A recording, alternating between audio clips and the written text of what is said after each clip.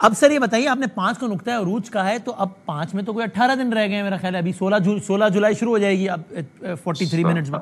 اللہ خیر کرے گا سر.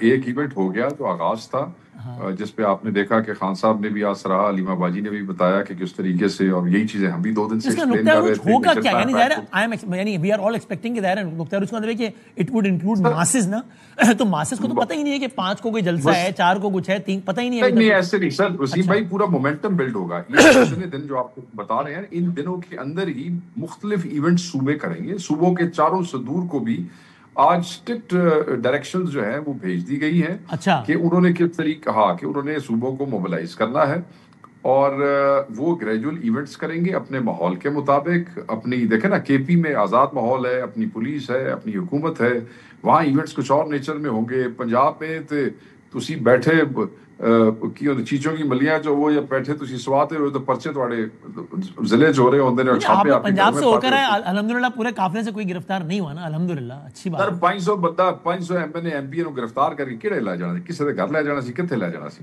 انہوں نے کیا کیا تھا سارے ضمانتوں سے کتھے لے جانا سی. 500 M N A M P اتنی بڑی انٹرنیشنل نیوز انہوں نے دینی تھی, خبریت سے یہ ڈرتے ہیں.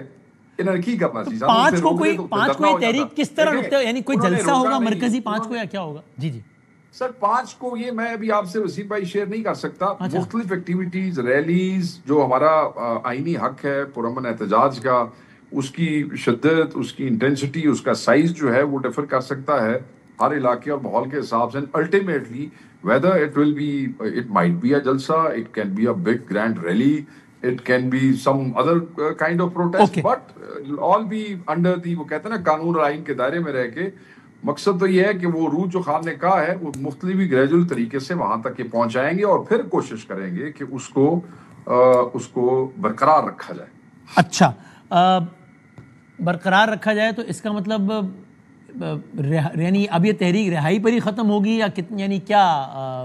سر تحریک تو میں دونوں کہہ رہا ہوں we are in a constant state of protest. 9 مئی کے بعد سے ہر ایک ایونٹ جو چھوٹا ہوا یا بڑا ہوا, ہر ایک پرچہ جو ہمارے لوگوں پہ ناجائز دیا گیا.